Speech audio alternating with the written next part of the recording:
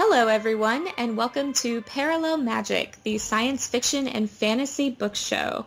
I'm Kate M. Colby, joined as always by my friend and fellow author Jonas Lee. And today we will be discussing American Gods by Neil Gaiman.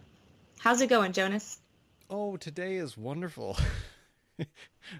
Granted, we are doing a double episode. You are getting a single episode. We are picking up where we left off. So, when drinks are more, it should be a really good conversation, I think. Don't you? Yes, well, and I'm even making the horrible party foul of switching drinks, so But you aren't who knows mixing what I'm going to drinks. say. Like at least Daniel's not mixing your drinks up this time. True, true. He is not home from school yet, but I will keep him away from my glass. We learned that the hard way. Difficulties that way. I am sticking to my same drink because it's still in front of me, which is still a Bud Light Orange, and it's still going to be summertime, so I mean, it still really fits. And I'll probably be drinking Bud Light Orange until they're all out of my fridge anyway, which could be a while. Okay, but here's your challenge. Ooh, yes. So, as listeners will remember, you stretched it and made it blood orange to fit Interview with the Vampire. So how does Bud Light Orange apply to American Gods? I didn't think of that one. It is super. It is no. I have nothing. I really don't. I wish I did, but it's a refreshing take on On a something classic. on a classic. That's about as best as I'm gonna possibly stretch that. I love it. What about you? What are you drinking now? What have you Well, switched to? I really wish that I could tell people I was drinking mead because that's the Viking warrior Some honey drink wine. that, Yeah. yeah, that Mr. Wednesday and Shadow drink to seal their agreement. But that sounds disgusting, to be like entirely honest. Um, so instead, I am drinking a good old Jack and Coke, Hmm. and How I are we tying picked. that in? Well, I just picked this because I thought it seemed like a drink that Shadow would respect. Mm. It's I, simple, it's reliable, it's not a girly drink. it's a very man's man drink. Yeah, it's also a classic. Also a So classic, yes. You can go there you anywhere and go. order that, and you will get that. Exactly. So that's what I have. Hey, you do what you can, and I think you did well. Thank you, good sir. You're welcome. Okay. Well, as always, we like to read from Goodreads, just their little blurb that the book provides. Thankfully, this one is a little bit shorter, and we will start it off like a so. Okay. Days before his release from prison, Shadow's wife Laura dies in a mysterious car crash. Numbly, he makes his way back home. On the plane, he encounters the enigmatic Mr. Wednesday, who claims to be a refugee from a distant war, a former god, and the king of America. Together, they embark on a profoundly strange journey across the heart of the USA, whilst all around them a storm of preternatural and epic proportions threatens to break. Scary, gripping, and deeply unsettling, American Gods takes a long, hard look into the soul of America. You'll be surprised by what and who it finds there. Okay, so that one wasn't as long as the ones before, but that word enigmatic is really hard when you're not ready for it. Yeah, you powered through though. Thank We you. appreciate you.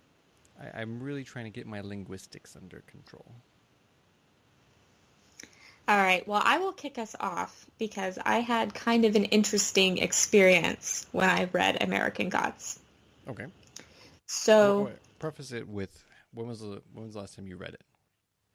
I read it in 2016, I believe. It was when we were still living in Connecticut, so it's been, A couple of you years. know, like a good year and a half or 2 years now. So I apologize, listeners, if I mix up some details because I've also watched the first season of the TV show since then, and I'm on my second drink. So, but Anything could happen. this is why we're all here because we're just friends talking shit. Right. Okay, so when I first read the book, okay, no, we're going way back. So I bought this book when I was in college at a writing conference because everyone told me my whole life that I should read Neil Gaiman, that I would really like him because he did like fantasy and monsters and mythology and stuff that I really like. Mm-hmm.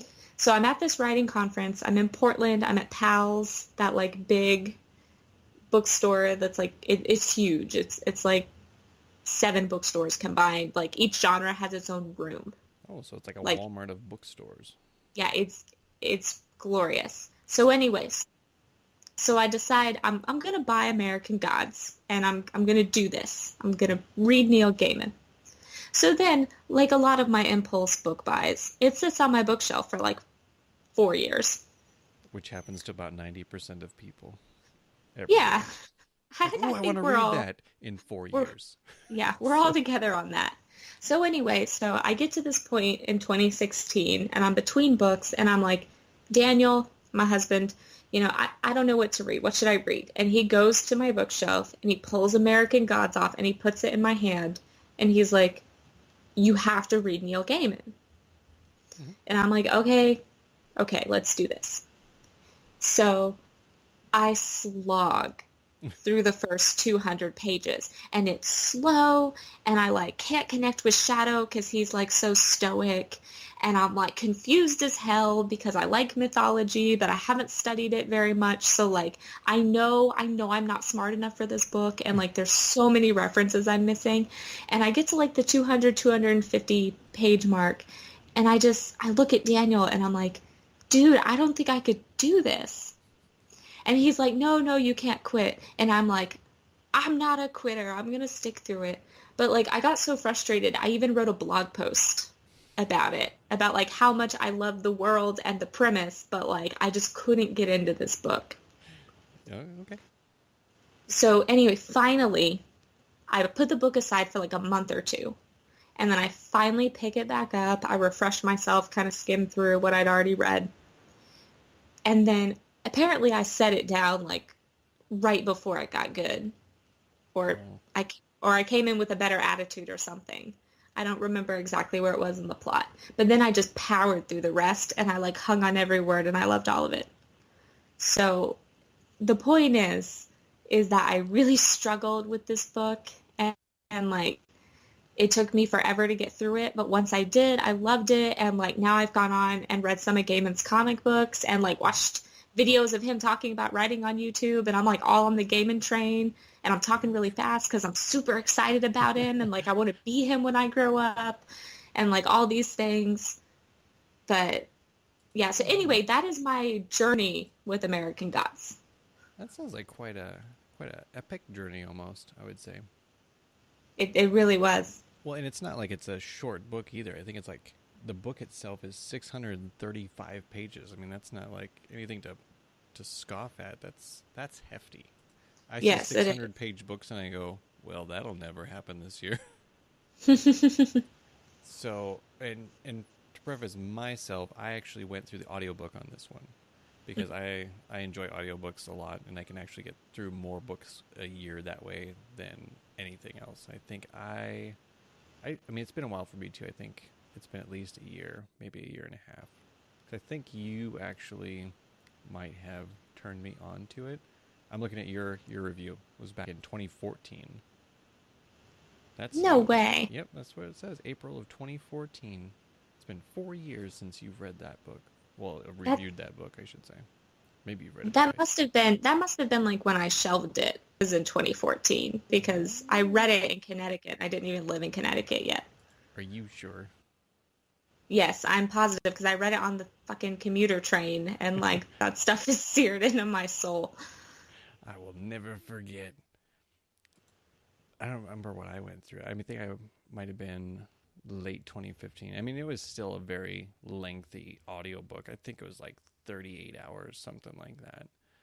And yeah, I mean, it was just kind of one of those like, oh, okay, We we hadn't need to start even speeding this up. we hadn't even met in April 2014 yet because I didn't write my first book until that November. So That's true. or like start my blog yet. So Well, Goodreads, I'm lying on my Goodreads, so You're lying you guys everywhere. can't Well, trust it might have me. been when you, it might have been when you shelved it. I'm not sure. Anyway, Anyhow, we okay, digress. we digress. As far as the writing goes, and I mean, I have to go off of writing by what I hear, Hmm. and sometimes what you read and what you hear are always going to be a little bit different, a little bit skewed. But in that same fashion, there are parts to the beginning that kind of make you go, I feel like I'm walking in molasses right now. Can we Hmm. please hurry it up? But I mean, some of those characters, like Mr. Wednesday, is one that, I mean, honestly, before I even saw the trailer for the series, God, what's his name? Mr. Wednesday, who plays in that? Um, oh, it's right on the tip of my tongue, but he's got a very, very gruff voice, that very stoic, regal type of scratch to him. Yeah. But that was the Hmm. kind of person that I was imagining when I was first thinking of Mr. Wednesday. I'm like, oh, it Is sounds it like the is guy it from Deadwood. Ian? Yeah, Like Ian Ian Shane? McShane. Yeah, Ian McShane? Yeah. yep. So when I saw him in there, I'm like, oh my god, that guy's perfect. Like, I Hmm. love him. Love him for that. Anybody else in that movie, I kind of went, or that series, I have no idea. I just went, oh, sure. I don't know who that is. But um, his parts that came up in the book, I always kept trying to figure out, okay, I know he's Mr. Wednesday, but who is he really? That was what I was always trying to figure out. Like, is he supposed to be Hmm. this person or a god or somebody that I just didn't even recognize? I'm not sure. But as far as when Neil Gaiman writes, he writes very. It's this weird dynamic between dark and beautiful for me. Yes. And for people, if you don't know who Neil Gaiman is, he writes a ton, and some of the few that I've actually read are Coraline, which actually got made into a movie as well, Hmm. and The Ocean at the End of the Lane was the other one. That was a very short story of his, I think. But he writes tons of stuff that most people have read and that I have not yet. So, um, as far as writing goes, like if you get past the slogging of it all, what did you think of that? Yeah, once I got accustomed to the style and like the action of the plot picked up, I really liked it. I think what I would say about Gaiman is that he is intentional. Mm-hmm. Like there are a lot of words. He's kind of a lengthy prose writer. He really delves into descriptions and things, but it's all very intentional and clear, and it just paints this gorgeous picture. Like he just has this way of, like you say, taking like really dark or grotesque things and just making them gorgeous. Yeah. And I think, his dialogue as well. Mm-hmm. He definitely doesn't put as much emphasis on the dialogue, but every word the characters say matters. And it's like gritty and it sounds like real people. And I mean, you can tell he's a pro. He's one of those writers that I read and I'm like, well, shit, I'm never going to be as good as him, but at, at least someone like him exists to give this to the world. Like if I can just hurry up and get into the tiniest bit of his shadow, I'll be fine. Yeah. Yeah. And another thing is he actually narrates a lot of his own books. And at first I went, "Oh, really?" I've heard other authors narrate books of their own, and I go, "That is like Stephen King. He he almost ruined that epic series, the Dark Tower series of his, because he narrated the like 4.51 in his series, and I just went, oh my god, I just can't. And with this one, I read, I think it was the the one at the end of the lane, the ocean at the end of the lane, and it said it was narrated by him. I went, oh god, please don't be terrible. And he has one of the most magnetic voices out there as far as Yeah. writers go. Like he just almost puts you into this trance, this like ease of sleep. Like Neil Gaiman is one of those people that could read me a story to bed every night and I'd be fine with it. I'd be okay. And I think the British accent helps too for us Americans. It really Like it does. I makes don't him know why. seem more exotic and And I don't know what it is about English accent. I mean, I should say specific English. Like Cockney English, that's gonna grind my gears probably more than anything.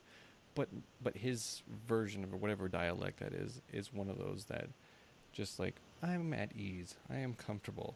I could meditate just listening to it. Yes. And I mean, that's really another pro in his column as a creative, because narration is a whole different skill set. And even though he's telling a story that is written, Hmm. you know, oral storytelling and like being able to put the right inflections in your voice and like pace it right in the way you say it out loud, it's a whole other skill set. So the fact that he can tell stories aloud and in writing, in short stories, comic books, novels, he even has nonfiction books. Hmm. So like the fact that he can do all of that is just amazing. Yeah, he's like a triple threat out there. I don't know what Yeah, the triple one was, but I'm sure that if you list them out, there's at least a third one. I'm sure. I'm sure, just sure of it. Okay. So beyond his wonderful diction, or is that what we would call it? I don't I know. don't know, his prose style is His probably what I'd prose. say, his writing style. Yeah, the way that he can be and create, I think is. I mean, he's gonna go down as one of the great writers. I think of our timeline. Yeah. He'll be in there, but um, beyond that, without getting into too much depth of the book, is there more that you wanted to touch on? I think his use of mythology is really impressive. So, as you will know if you've read the book, there are these little chapters, if you can even call them chapters, sliced in Mm. between the main narrative that's like little side stories. And they describe how a different god came to America or like the beliefs of different people. And like you can tell that he's researched this and he's passionate about it, but yet he's able to bring all of these different characters to life because like really you should not be able to relate to a god, Mm. right? Because they're above us, they're divine. We should not be able to relate to them. But yet he has this way of making them human while still keeping them a little untouchable. Hmm. That's just so impressive. And it's one of those things that I really like to this day. I want to go back and like research and like pick apart and look up all the references so I fully understand the book. Because I feel like this is one you could read 5 times and you would pick up something new and exciting every single time. Yeah, and I've had people that have told me that American Gods is their favorite book of all time. Hmm. And for me, I just kind of went, "Oh, okay, sure." And I think that when you have people that have that sort of mythological passion that they might not even know that they have, that really helps fuel that fire because there is so much depth in there as long as you're willing to go after it. But yeah, I can totally see where you're coming from too. Yeah. So, with that said, can you remember what shot rating you would give this? And I'm gonna pull up your Goodreads just to see if you're accurate. My lying Goodreads with Your the wrong lying date on it. your lying ass Goodreads post that says you read it 4 years ago. Well, I think I would probably have given it 4 stars on Goodreads because of the initial slog. Unless I was just so excited when I finally finished it that I jumped for that full 5. Just like, yeah, I'm done. Thank God. No, you're right. You actually, I mean, you gave it a 4 out of 5.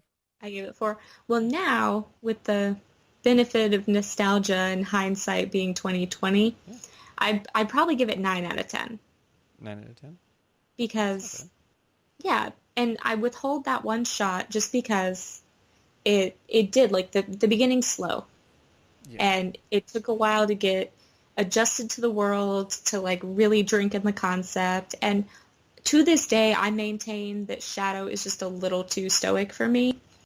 Like, I like that he's one of those characters that you can kind of fill up with yourself, and he's kind of more of a vessel bringing you through the story.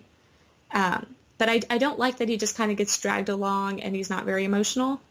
Yeah. Um, so that's why I withhold it. But like the concept, I love the concept. Like we've all brought gods to America. Like human creativity and imagination is so powerful that we like will gods into existence.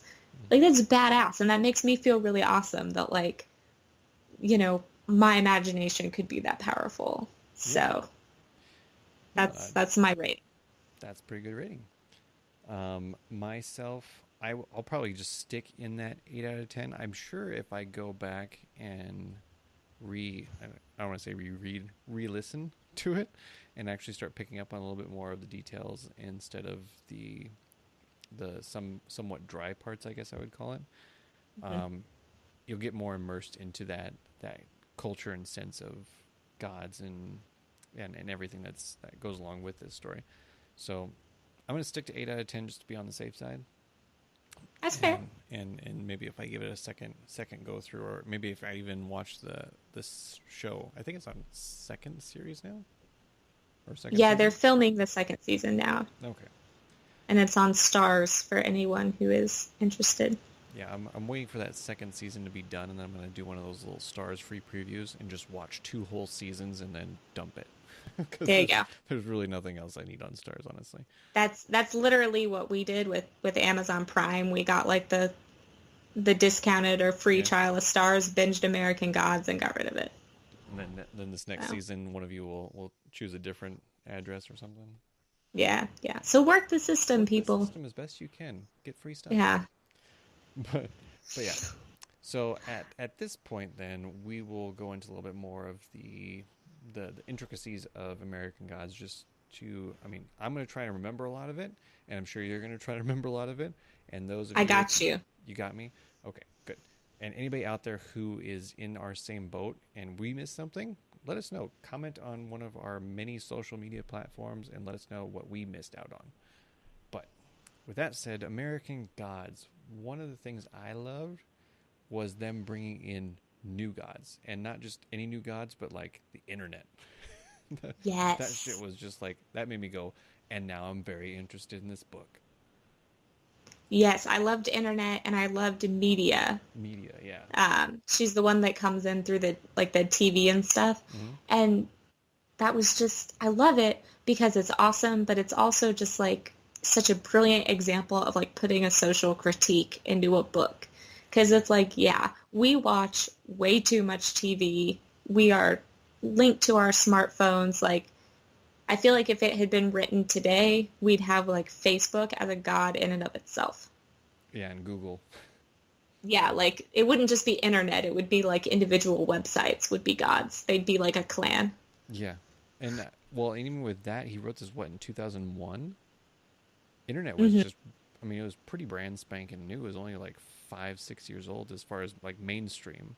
I mean, internet's Yeah, been around for longer, but like I remember it really hitting and taking off in like 98 when I was going to college. I was like, oh, internet, what's this? And this is in South Dakota, so that's how you can do the litmus test on that. Like if it's reached South Dakota, now it's a global thing. yeah, no, it shows a lot of forethought on Gaiman's part. Like you can, I mean, it shows that he's up on it and Yeah, predicting correctly. he's firing on all cylinders there. But yeah, it was I mean, that alone made me go, that's fucking brilliant. Like that part of it alone, and I can't remember now for the life of me if Mr. Wednesday was an actual famous god or if he was just, I can't Oh remember my, now. oh my God, dude, he's Odin. That's what I mean. I kept thinking that, but then I'm afraid I'm like splicing my Marvel movies in with other shit. So I'm like, no, maybe. No, I won't say it. So that was right then. I was actually Yes, you going to were say right. Odin, and then I went, maybe Yeah, not. so that's one of the big twists. Well, it's supposed to be one of the twists because there's several throughout the book, which is another thing that it does really well. Hmm. Because in the very beginning, when Shadow's in prison and you have no concept of the American gods yet, his cellmate's name is Low Key, Yeah. like 2 words, Low space Key. And like I got right away from that because, some of my friends had told me about the concept of the book. Hmm. I was like, okay, that's Loki. Like, Yeah. Like, Thor's yeah, brother, that's right cool. there. And like, but my husband didn't get it when he was reading. Like Oh, when that was revealed later, it was like a surprise to that him. blew his mind. Yeah. But like because Loki, Norse mythology is like the only mythology that I'm somewhat well versed in, which is why like a lot of this stuff was probably, well, not probably, a lot of this stuff was lost on me. But since Loki was the cellmate and Mr. Wednesday like had one eye, and like I knew enough about Wednesday being Odin's day, I was like, oh, okay, so Loki and Odin, cool, it's a Norse mythology book. And then there were all these like chapters interspersed with like these other religions, and like all the Jesuses popped up later. So I'm like, okay, so it's not Norse mythology, it's all mythology, but Everything everywhere. yeah. So I got who Mr. Wednesday was a little early because of my ignorance, ironically enough. Because of it. Because I didn't know who else he could be. It's like, no, it just has to be him. Yeah, obviously. But there were twists later on that really got me. Well, and I kind of figured he had to be some sort of a fatherly figure. So at first I was thinking, is he supposed to be Zeus? That doesn't sound right. And then I was like, oh, maybe Odin. And I think I can't remember when it was actually revealed, the whole one-eye thing. Because it wasn't immediate. It wasn't like, bam, off the Yeah, I know that top. was later on. Yeah, and I think there was things with ravens in there at some point, if I remember saying that correctly. So that made me go, oh, we're going Norse mythology on this one. That makes more sense. And clearly I forgot it already, so that's really good on my part. But between that and the new gods, essentially, I thought that was a really good twist on it. One of the things that I've seen in other movies is, like, when you're talking about new gods, you start thinking of superheroes, and I think that's like kind of the trend and the happenings of what everything is right now. But nobody's really addressed it as such. It's always been like, nope, that's aliens, or that's scientific engineering, or Artificial intelligence. anything like that. You kind of go, oh, nope, that's what that is. But if you actually bring it to light as it being like, that's why I think, and I'm really going off on a tangent here, but one of the things I like about that new Superman franchise is there's parts in there where they kneel before Superman because he is like their god now. And that made me go, oh, if they just encapsulated that part and actually went with it, that would be something. But then it's DC, so let's shit the bed a little bit and have fun.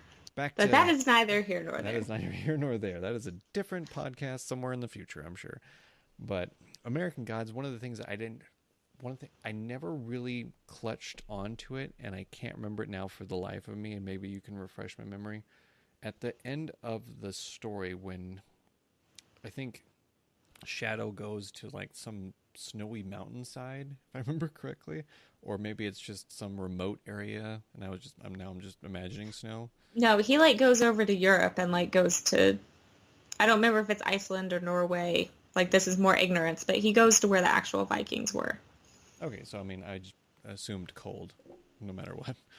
No, it says he goes like actual to the homeland. And I keep imagining like these like hillbillies in the mountain, but I can't remember who they actually were. But I don't know if they like unleashed his power or random. No, so he finds the original Odin, is how I interpreted it. I could be wrong. Listeners, jump in the comments and correct me. But it's my interpretation that he goes over to like Norway and he finds the original Odin, and what we learn is like back to the very beginning of the book when the Vikings sailed over in that side story and like had their big battle and everything.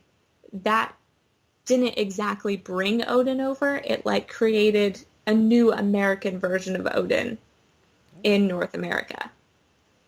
So when he goes back there, it looks just like Mr. Wednesday, except a little more haggard and older.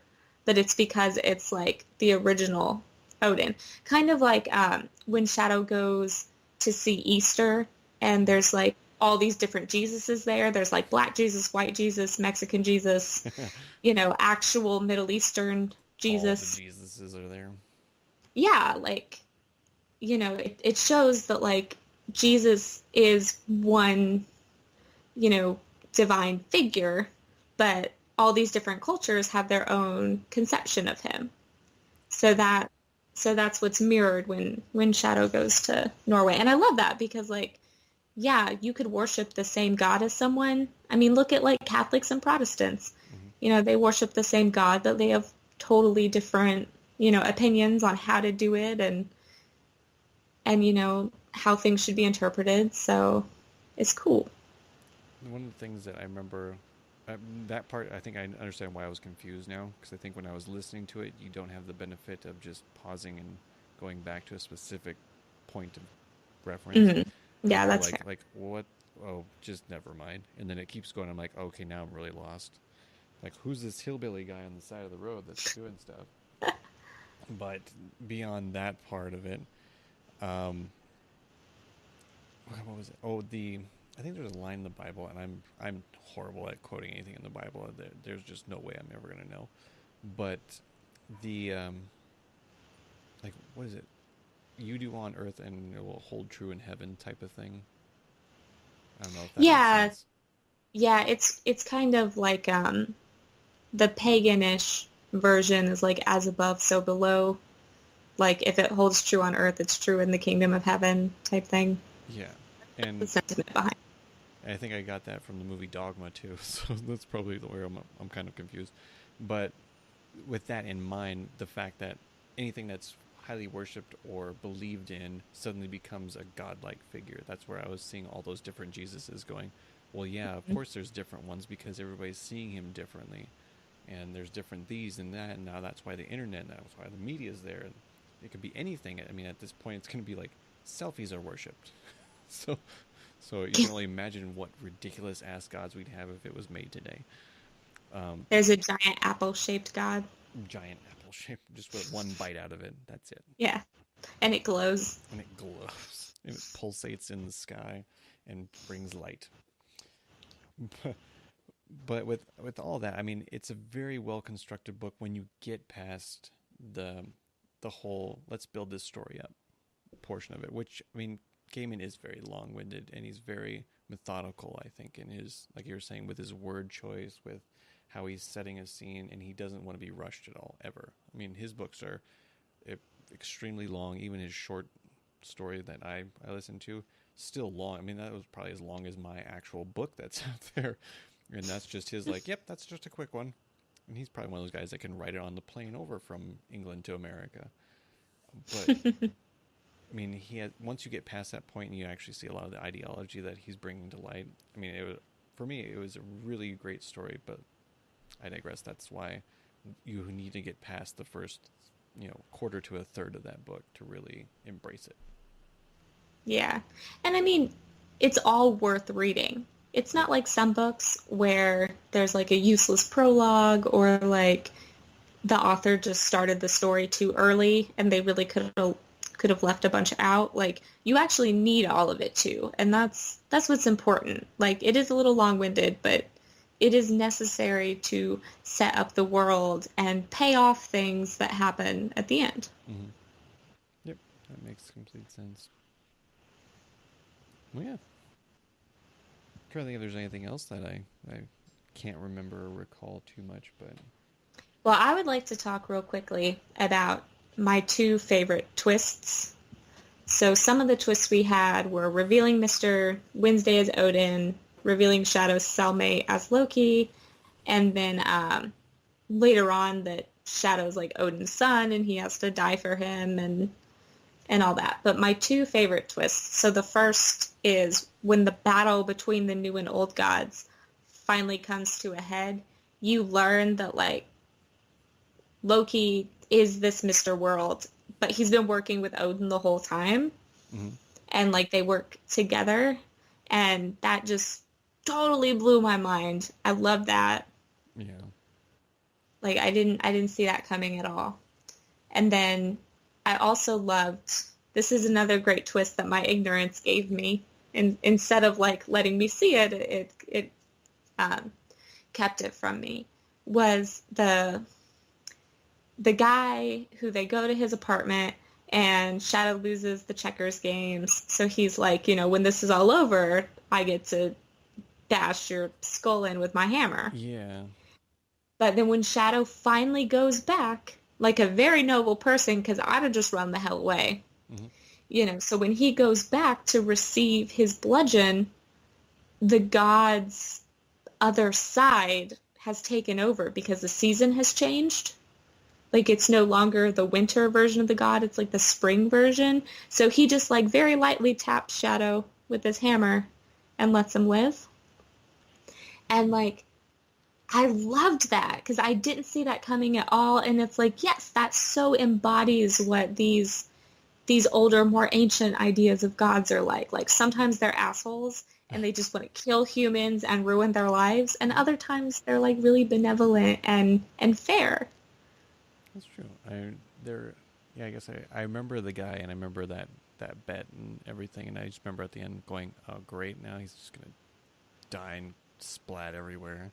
Yeah, right? And then that turns around, and you go, "Huh? Okay, cool. I'm gonna go." Before you change your mind again.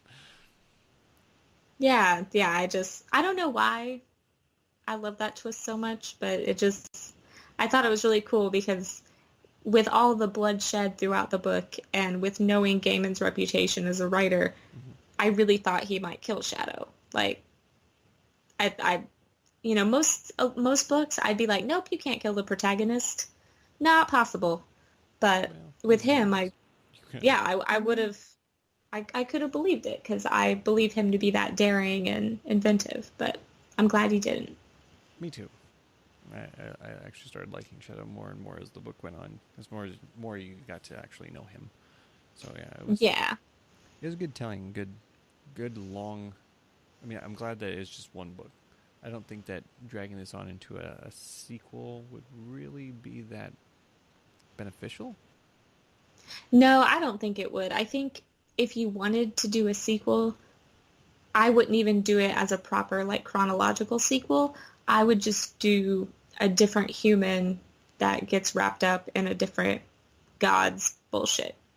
Yeah. Or maybe I'd do like European gods and I'd show how the more ancient versions of the gods interact with the humans. But honestly, I don't know if that would work as well now that I say that because the whole brilliance of it being American gods is that like this country is such a melting pot and we have Yeah.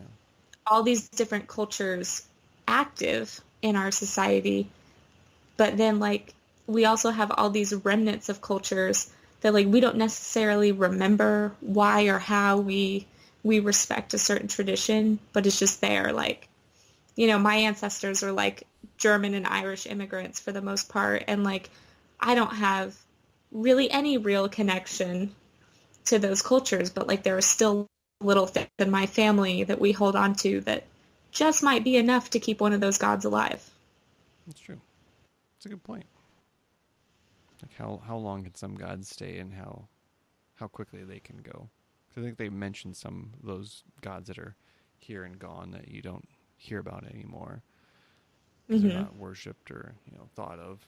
So that all brings a really great point. Makes you circumnavigate back to your ideas of Christianity. I don't know. Morality is really part of it,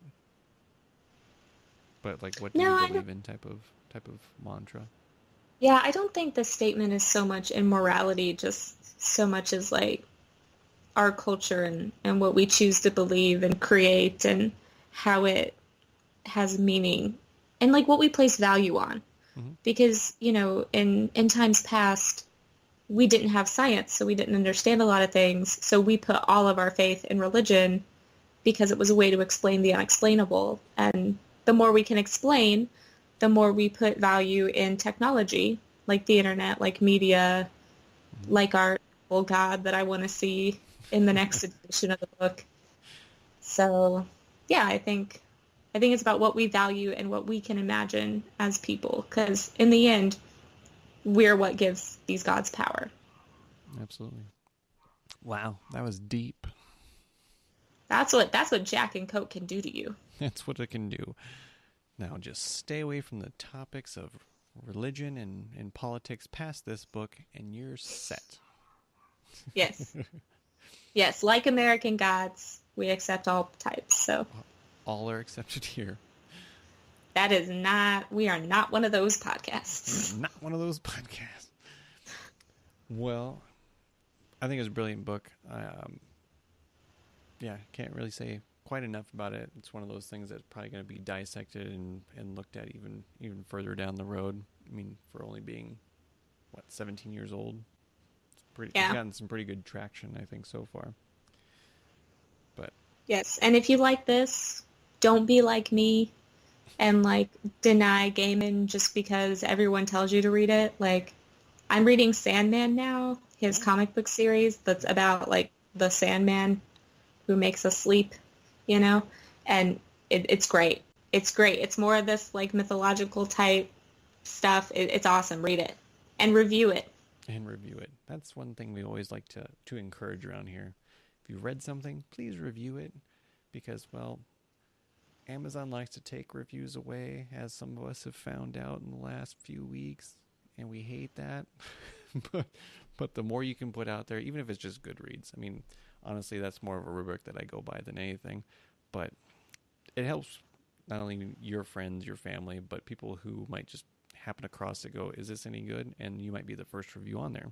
And if yours is good or bad, it might help influence them if they want to read it or not. Yes, and even on a book like American Gods that probably has tens of thousands of reviews, your voice still matters, and your review will still affect the people in your circle. And don't discount your opinion. You are worth it. Your voice matters. Give it to all the books. All the books. Just get in the habit, rate everything. Immediately. Well, preferably immediately, but if you need some time to like deal with all the emotions, Yeah, like a stew of some sort. Just wherever I'm going with this, it's probably because it's close to dinner time. That's why I'm thinking of food now.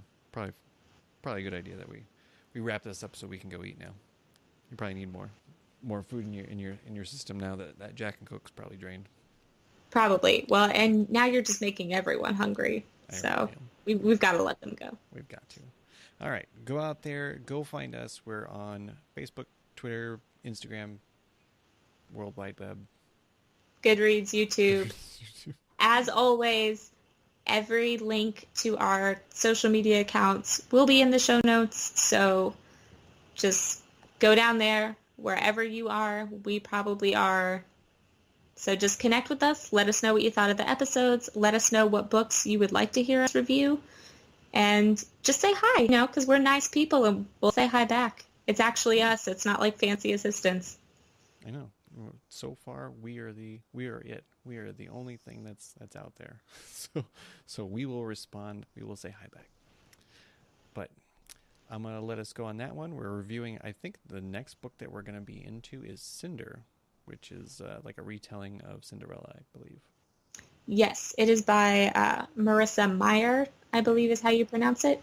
And she does a whole series of the Lunar Chronicles, which are fairy tale retellings. But Cinder is the first one, and people have been, again, telling me to read it for a long time. So I'm excited to see what it's all about. Absolutely. So until that point in time, go enjoy the beginnings of your summer, read a book, and leave a review, and I will say cheers to you. Cheers!